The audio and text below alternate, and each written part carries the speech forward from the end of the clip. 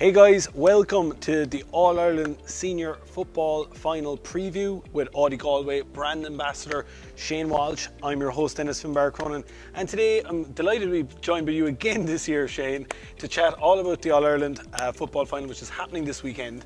I suppose we got Mayo against Tyrone. We're going to be looking at some clips in just a little bit about both sides, but I suppose first up, it's been a very intriguing season, I suppose post-COVID, where kind of back to some bit of normality. Going into a final like this, I suppose there's anticipation building.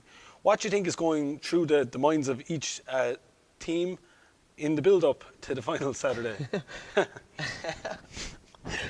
I suppose, look, at the start of the year, I think there was probably two teams that everyone thought was going to be in the final, and in fairness to Mayo and Tyrone, it's a credit to them, like they overturned the odds in the semi-finals, and there were two brilliant games, and it took extra time in both of them to get over it, but I think both teams will be thinking what they did to get there, that's what they have to focus on now going into a final, rather than worrying about everything outside that. They can only control what's under their control, and that's their setup, their strategy and their structure, making sure that they give themselves the best chance to implement that in the day, because I think that's the big one. I think that whichever team gets to imply their style of game on Saturday, I think that's who's going to come out on top.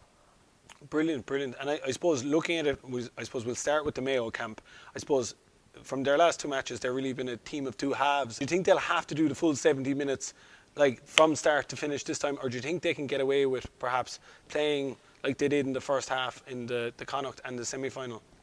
Obviously, look, I know from their perspective, they'd be looking to implement their style of play for 70 minutes, but I suppose it doesn't always work like that. And I think probably in the last two games, really evident that they've maybe looked at what other teams have thrown at them and maybe assessed that at half time and brought about a different style for themselves in the second half. And in fairness, they came roaring into both games, and especially the Dublin game there, when things didn't look good for them, they turned it around, and I think that's where Mayo are really good at. They said they brought the game into their quarter and their style, and Dublin couldn't live with them in the end, and Mayo took over, and it happened then into extra time as well.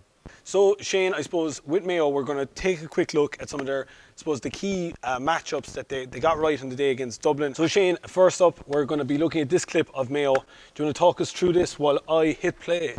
Yeah, I think probably the biggest thing, and we talked about Mayo having been a team of two halves. I think this is typical of the first half against Dublin, where we always kind of associate, especially from playing Mayo over the years, the pressure they put on the ball. And you can see here in the first half, there were so many periods where Dublin were able to just, I suppose, pick their passes, take their time, and get their head up. And you can see here, it's just very simple.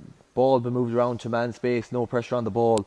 Ball kicked in, it's a mark, and that leads to a score. And I think that was something that Mayo probably looked at as well at half time. I know they probably would look very much on the tactical side, and they adapted to that. And you can see here now in a minute when they do implement that change, and what we probably know Mayo best for is that high intensity, high pressure game that they play.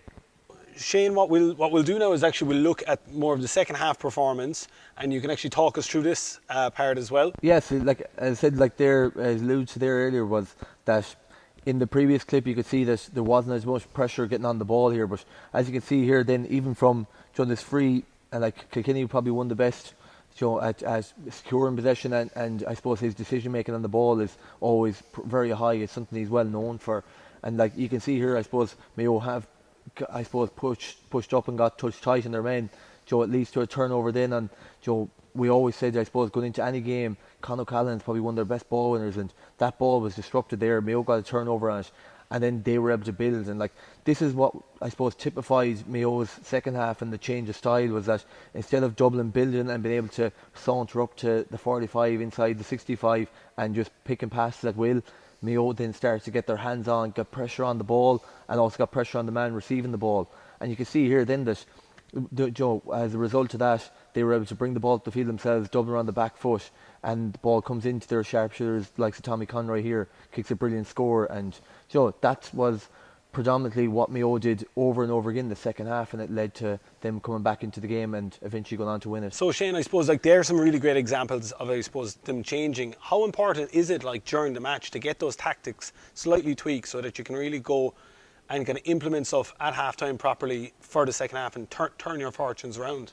Yeah, it's huge. Like for any setup, like then you're going to have your, I suppose your people doing the tactics and watching things from up in the stands, and you know, as I've seen before, like in relation to probably Stephen Rochford did it before for Mayo and teams who've been involved with actually watching the game. You can see so much, especially when you're back from the game. Sometimes when you're watching it, you're so drawn into it, you'll miss things going on. Whereas when you have people up, I suppose, up in the stands watching the certain style that a team is trying to implement, and if you see an area that is weak, that you're going to go after in the second half, you're going to bring that down into half time. And it's so important. Like, I know from our own perspective that I say every team is the same. Like, recovery is important, and then also then what you take in at half time. And I know for a fact that the Mayo dressing room, the Dublin dressing room, Kerry, Tyrone, every intercounty dressing room is going to be very similar in relation to trying to get that on board, trying to get the tactics through in relation to what was going well, what wasn't going well, what would we like to change in relation to maybe stopping or nullifying something that the opposition team were doing very well,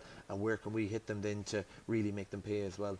And I suppose, like, you probably have a great point of view on it as a current player, but I suppose when you're going into a big match like this, how much of it is spent kind of saying, looking at them versus what are you going to do, or is there a fairly even split on it? Well, yeah, you always train, I suppose, to improve your, like, as a team you're going to be trying to improve on what you're doing so well, because at the end of the day you're in All-Ireland final for a reason, and that's what you've been doing to date. But obviously every team is going to know each squad member nearly inside out, like what they're eating and where they're sleeping. Do you know, to that level it's gotten to, like, and I think that's something that is probably changed over the years, and especially even since I started, like, that knowledge is becoming stronger and stronger, and video analysis is becoming more and more, and you get a great insight into what a team is doing. And obviously for us going into a game, or for anyone going into a game, you have to see what the strength of an opposition team is and what we think are their weaknesses, and then how do we implement our style to either hit them where it hurts, or else to stop, maybe try and do your best to maybe take away that purple patch or that period of dominance when they do what they do well.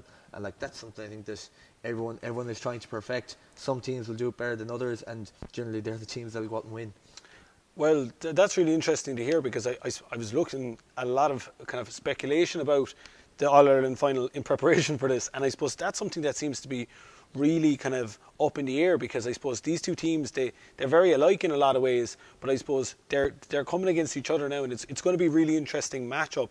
I suppose one of the key players for Mayo then, I suppose, is Aidan O'Shea. I suppose he's been in all the papers, all over the news, I suppose, since the semi-final when he was taken off. I suppose for you as a player who plays in the same area of the pitch as Aidan, I suppose, what type of pressure do you think he's under? And from knowing him briefly, I feel like he's the type of guy that would actually thrive with this kind of level of scrutiny, that he'll nearly go into the final with kind of a bit between his teeth. Do you think that's what he's going to do? And like, do you think Tyrone will be able to kind of nullify his threat? Yeah, well, I suppose, look, that's going to be a big thing for Tyrone too. But I think, look, the only pressure Aidan is going to be under is stuff that he puts under himself, I suppose. Like, as I said, look, he's been around the last probably 10 or 12 years with Mayo, been a big player for them as well. And he's going to know that the next day is another day. Like, the day before, doesn't matter how games go, be it good or bad, it's still a new game, and you still have to go out and perform. Like, he's going to be putting his work into training as regards getting himself up to a level that he knows he can perform to the highest level, and especially on the day that's in it as well, in All-Ireland final, what better place to do it, like. But I'm sure, look, Aidan is going to be working with the Mayo team in relation to what's best for the team, because at the end of the day, one individual can have an influence on it, but it's not the making or breaking. You don't build your team around any certain individual, and I think that's something that they've done well over the years as well, and it's something I think Tyrone as well. And Tyrone will no doubt have earmarked the players they need to pick up in relation to the Mayo team as well. And obviously, as we said, Aidan is a big player for them, so they're going to be mindful that if he goes out the field, he's a big presence out there, and when he goes inside, he's a big presence out there. And again, it's always the thing for Mayo, I suppose, is how best to use Aidan in that area, when you use him in that area, and trying to reap the most rewards out of whether he's inside or outside. And I suppose with him, he's probably coming to the end of his career in a lot of ways. He's got a lot of fresh legs around him. How important is it to have, we'd say, a senior player like that for these young fellas that are playing alongside him, even though for a lot of them it's their second All-Ireland in less than a year actually? How important do you think for the younger guys in the team to have someone of his stature there with him, or with them?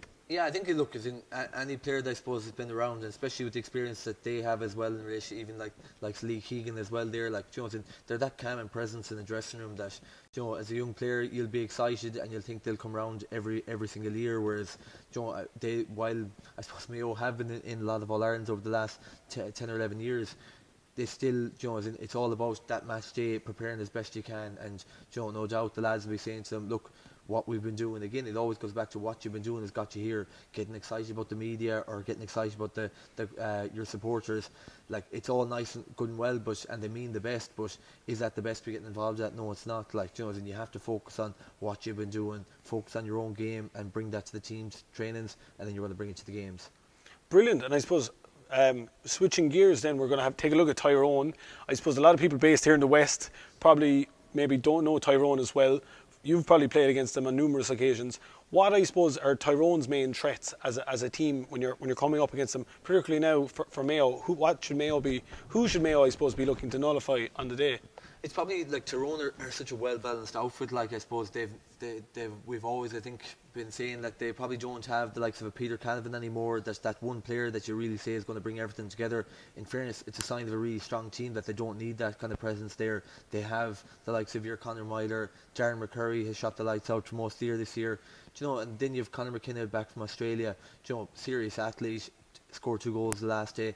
They've lads coming off the bench, Colin McShane, Derek Hanavan, so they've loads. There's an abundance of talent there, and I think that's their biggest strength is the fact that panel is so well balanced between the players that are coming off the bench, been the exact same as the players that went off. And look, they have a game plan. The more than what any team goes out, they have a game plan they want to implement. And they trained for that, and they said it worked to a T the last day against Kerry for them. They got their game plan in. Kerry nearly played the game on their terms, suited Tyrone, and look, Tyrone grew as the game went on, and even into extra time you could see how dominant they were, even physically as well. And I suppose you touched on Kerry there. I suppose they had a bit of a wait, an extra few weeks to get ready for Tyrone. Mayo now have something similar in the sense they've been without a game for a couple of weeks. How much of a factor do you think that's going to play? From your point of view, would you rather have had the game sooner rather than later? Yeah, but look, I suppose there's always a case of if there's a couple of knocks or anything like that as well, so it can play into people's favour as well, because look, I said Mayo are going to be, I said no matter what they're going to be preparing as best they can for an All-Ireland final, no matter whether it was 7 days later or 4 or 5 weeks later, so I think that I think becomes irrelevant for the day that's in it. It's just about best preparations, and look, that's what your backroom team is there for. Your strength conditioners, your nutritionists, your psychologists, they're all there in place in relation to helping you prepare for those scenarios in case of whether it was a quick turnaround or a slow turnaround. You're going through the same thing, and you're training to taste that as well, and no doubt that both teams will be managing that to a T at this stage. So Shane, we're actually going to take a quick look at some of Tyrone's play and maybe how they switched it up to kind of overcome Kerry in the semi-final. Yeah, and I think, look, I suppose we allude to strength and weakness, and this is something that Tyrone do so well. And we talk about them being physical there. And look, it was a great turnover there, and you can see there it's very similar in the way as well to Mayo in relation to they break in numbers here. And look, I said they work the ball up the field. If the runners there, Peter Hart, Conor McKenna, Niall Sludden there, and look, it accumulates with the goal as well at the very end. And I think that's something that Tyrone thrive on, is that turnover ball, that they get their players back. And like I said, they're such a well balanced outfit. They're nearly all run at the same pace. They all run together, and you can see there just Kerry were on the back foot, and Tyrone just, I said, they were growing as that play went on, and it was a great finish by Conor McKenna in the end. That was a great team goal there, and I suppose looking at, you touched on it briefly there in terms of their bench. I've heard a lot of people say that their bench is probably as important, particularly for the Tyrone team, as their starting 15. What are your thoughts on that? And I suppose, can the game be won, I suppose, towards the end of the second half? And do you even think the game will go to extra time? Will it be the third round again? Look, I think football is gone from being 15 players that take to the field to win the game now. It's gone to your 20 players now that you have 5 or 6 subs that are going to come on in the game to make the change. And I suppose where you want that change to happen, you want the players to nearly be doing exactly what was going on just before that, just to the same level. And where some players maybe are fading off a bit, you change those players and you reinvert it again. But I think that's the big thing that the likes of McShane and Canavan did the last day. They brought that energy up front, because look, as I said, they get back in numbers, that strain on the bodies as well. And I said the finishers come on, and in fairness, like McShane there contributed 1-1-1-2 the last day. Jared Canavan lucky not to get the goal before it, like, but again had a big presence there as well. Like, and I nearly even forgot about like the likes of Matty Johnley there as well. Like, and I know Matty Johnley, he was like a Duracell bunny the way he's just going all day, and just huge to have those kind of players. Like, but again, I think the strength and depth is something that Tyrone have, but I also think that it showed that Mayo's players, even though they mightn't be the recognisable players like the years gone by of the likes of Alan Dillons or Andy Morans or anything like that coming off a bench, they're now, there's new players coming on the scene, like your Jordan Flynn's, your James Carr's, so like these lads are all coming off the bench, and I suppose they're helping the team to stay at the level, or maybe bring up the level even a bit more as well. So Shane, I suppose like you were saying there seems to be strength and depth for both sides. I think the bookies, I don't even want to look at the odds, because I think it's a very even, and there's definitely going to be a lot of eyes on this because it's such a kind of an open game. I'd struggle to pick a favourite.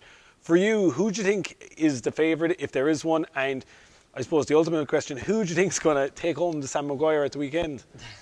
That's the question everyone's lips at. Yeah. I think, look, I suppose obviously, look, from a point of view, you've Mayo took out the All-Ireland champions of the last 6 years, phenomenal achievement in itself, but look, they know themselves there's no silverware on the table after winning the semi-final, like, so they'll be well aware of that. But I do think that it probably puts them as slight favourites going into the game, considering that Kerry, I suppose, in the back of the year that they had last year, I know they were coming with a lot to make up for, but at the end of the day, Tyrone took them out, and football is all about winning the game on a given day, and that's what both teams did. Mayo didn't play the Dublin of for the last 6 years; they played them on the day. So, for that reason, I would give Mayo that slight bit of I suppose the favourite tag. But as I see the game going myself, I just think that both teams that kind of have a similar style, but it's also contrasting in that Tyrone have a lot more of a controlled play to them, whereas Mayo like, I suppose, things more frantic and it's more end to end. And I think it depends. I think the way the game will go, I think will depend on that. I think that Mayo, if they get that game going and the game becomes frantic and they get that high intensity game, I think they could win it and win it with a couple to spare. But at the same time, I think if Tyrone get on top early, set the tone for the day, get their physical players, especially at the back, Ronan McNamee's and players like that, to stand up and really implement their style of play, like, it will be an awkward day for Mayo, and that's where Tyrone will say that they can win the game on their terms, and I do believe that's where it's going to be decided. God, well, geez, food for thought, Shane. I think it's going to be possibly one of the most exciting All-Ireland finals in quite some time, and I'm really looking forward to it. Thanks so much for coming on, and I suppose before we go, we'll have to chat briefly, I suppose, about your Audi. You're driving a 212 Audi A4 S-Line now at the moment. How's the car going for you, Shane? It's mighty, in fairness. It's like a car that can drive itself, in fairness. The automatic feature, everything, and the heated seats, and even though the way the weather is these days, I said there hasn't been too much use to it now, but I know it's lovely car to drive, and I said couldn't recommend it highly enough. Well, Shane, we're delighted to have you again as an Audi Galway brand ambassador. Safe driving, and I'm looking forward to next year when you actually won't be sitting here on the couch. You're definitely going to be playing in the All-Ireland final, and you're going to bring the Sam Maguire back here to Audi Galway for us. So thanks so much, and I suppose best luck for next season. It's going to be exciting, and I think you are going to have a great season. So thanks so much. Thanks.